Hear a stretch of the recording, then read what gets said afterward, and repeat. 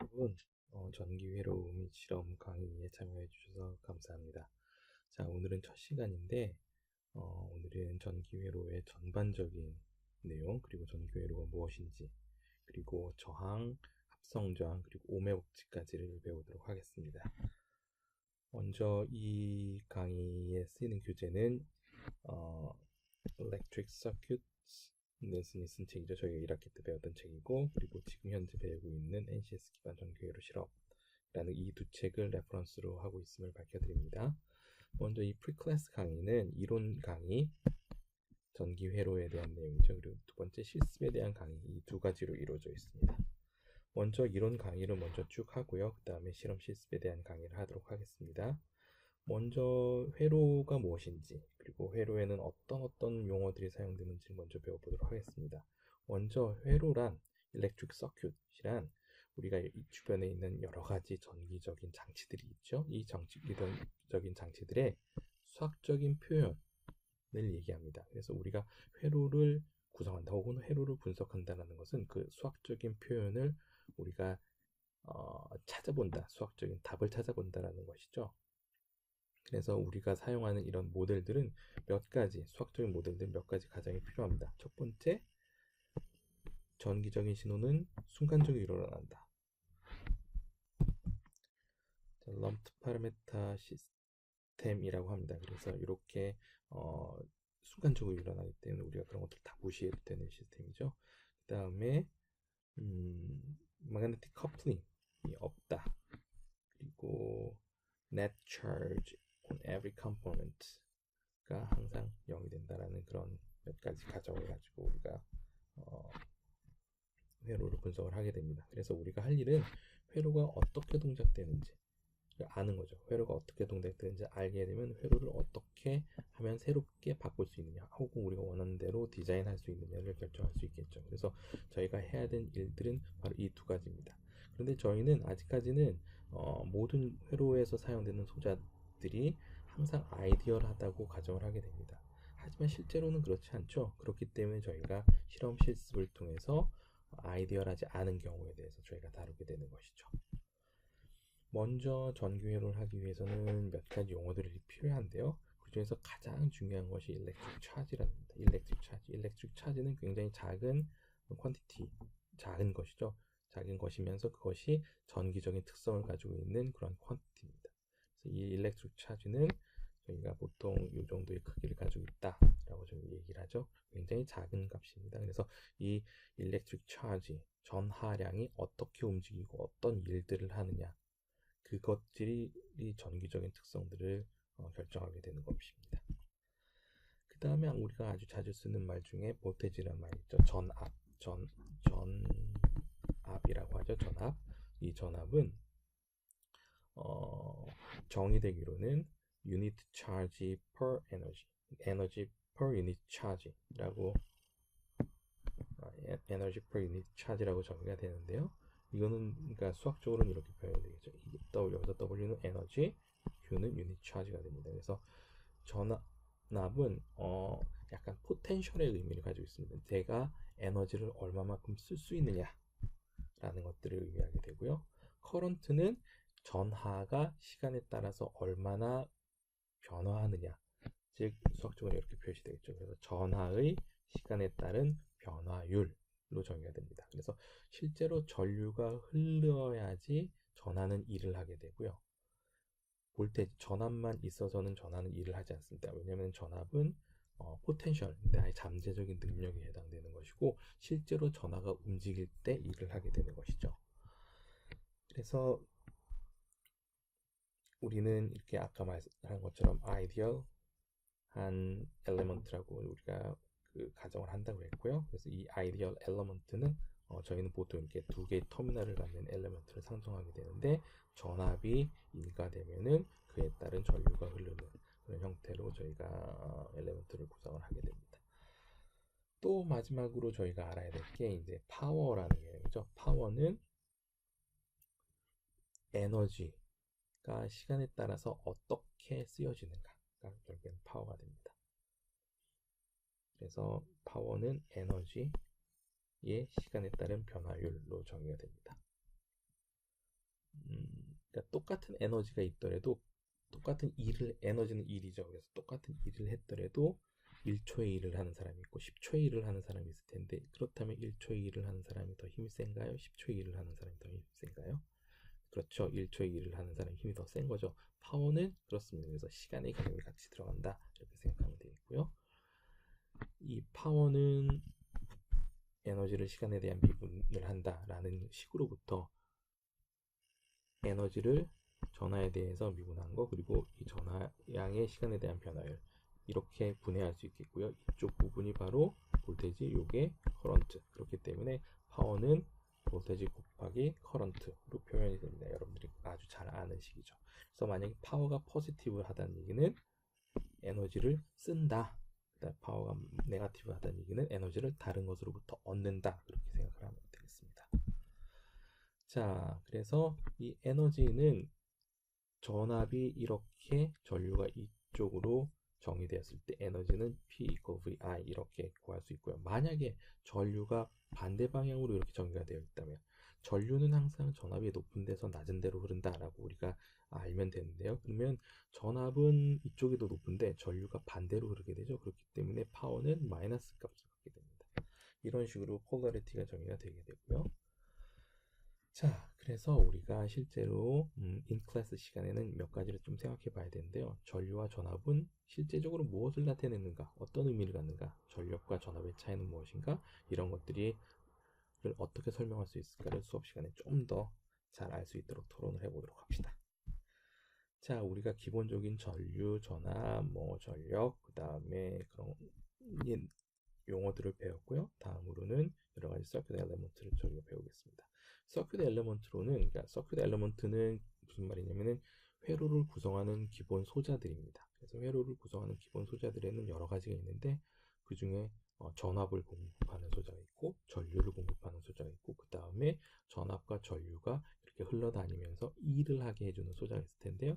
그런 일을 하게 해주는 소자 중에서 가장 대표적인 게 레지스터입니다.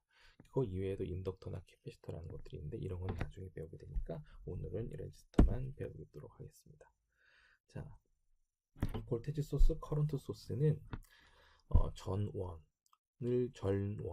이 되는, 그러니까 전기적 에너지를 공급하는 힘의 원천이라고 보면 되겠습니다. 그래서 일렉트릭 소스는 그래서 non electric 에너지를 그다음에 electric 에너지로 변화해서 전기적인 에너지를 공급하는 것, 이렇게 생각을 하면 되겠고요.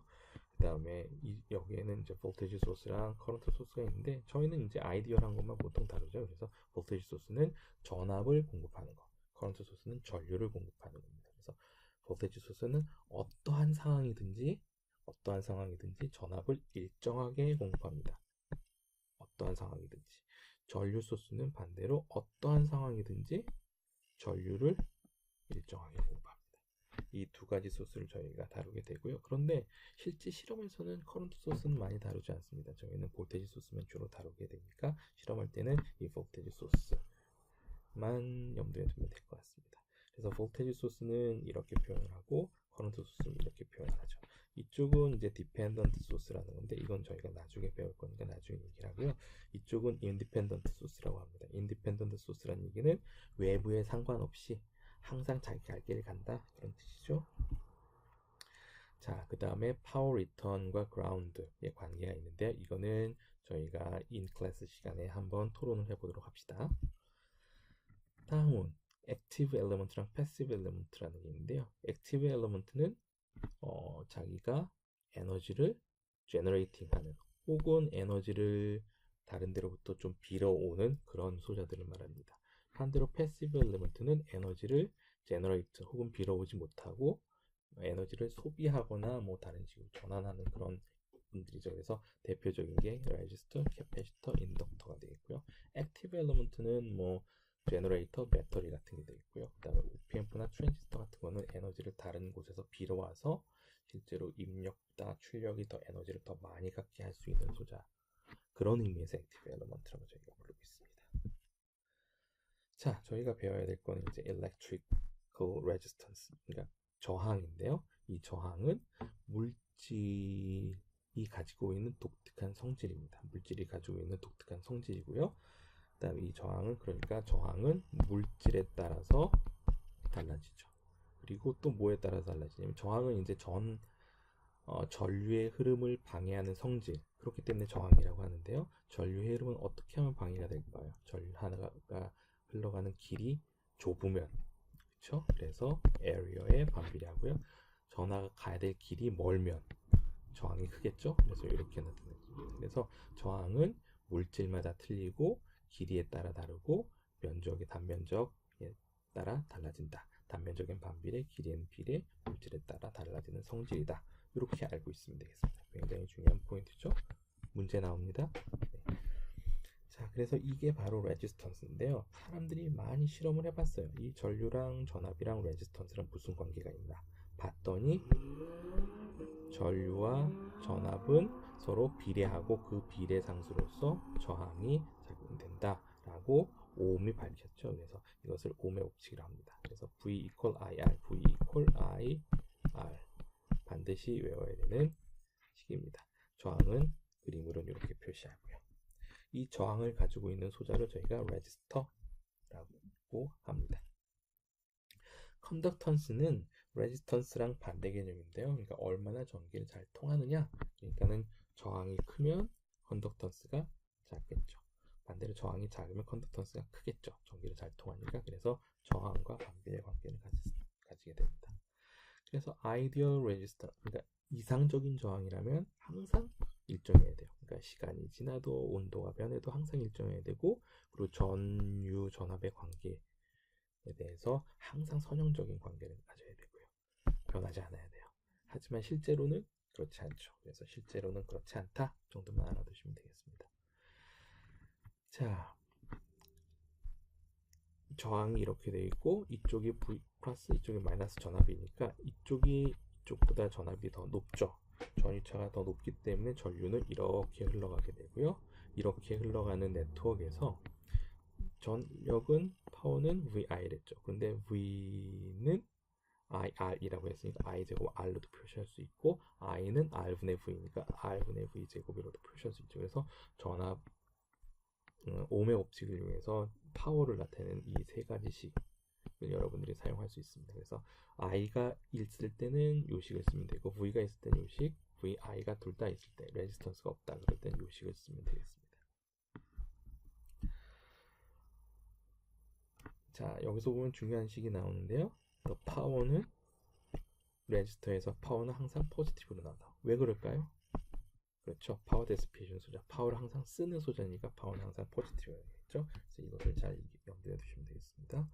자, 이그샘플은 넘어가도록 하고요. 그래서 이 저항이 하나가 있을 때는 그래서 오음의 법칙을 이용해서 여러 가지 풀면 되는데 저항이 두 개, 세 개 좀 복잡하게 나와 있을 때는 어떻게 될까요?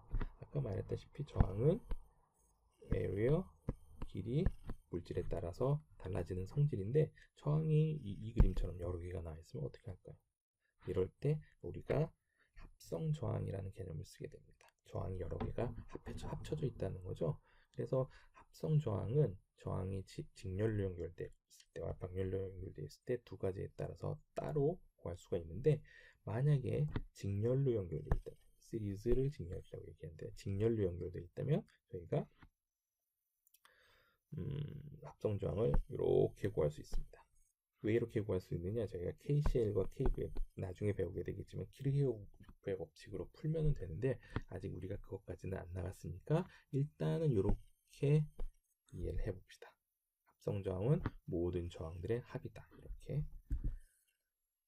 자, 그래서 합성 저항은 모든 저항들의 합이다. 이렇게 표현이 되고요. 만약에 패럴렐 병렬로 연결돼 있다는 얘기는 이렇게 끊어서 이렇게 똑같은 영향을 받도록 이렇게 연결되어 있다는 거죠. 이렇게 돼 있을 때는 어떻게 되느냐? 자, 이 부분을 우리가 기억을 하면 되겠습니다. 그래서 합성 저항의 역수는 각 저항의 역수들의 합과 같다. 이것이죠. 그래서 이것을 정리를 해보면은 합성 저항, 직렬 연결 합성 저항은 모든 저항들의 합, 병렬 연결 합성 저항은 내 1은 모든 저항의 역수들의 합. 이렇게 나타내고 합성 저항 병렬일 때는 특히 이제 짝대기 두 개를 써서 이렇게 나타내기도 합니다. 그렇게 합성 저항을 구할 수 있고 이 합성 저항을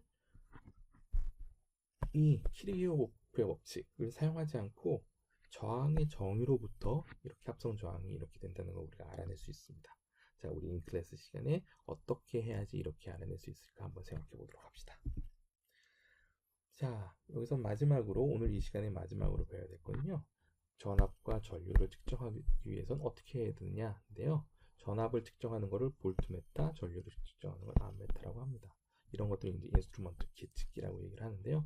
이 암메타는 항상 직렬로 연결을 해놔야 됩니다. 볼트메타는 항상 병렬로 연결을 해놔야 돼요. 그래서 일단은 저희가 실험을 해야 되니까 이렇게 얘기를 하고요. 그 이유가 뭔지는 좀 더 알아보도록 하죠. 수업 시간에. 그래서 볼트메타는 병렬이죠. 저항의, 그리고 커런트 암메타는 저항의 직렬로 연결을 하게 됩니다. 이상으로 오늘 이번 이론 강의를 마치겠고요. 좀 그 두 번째 강의로 실험에 관련된 강의를 하도록 하겠습니다. 수고하셨습니다.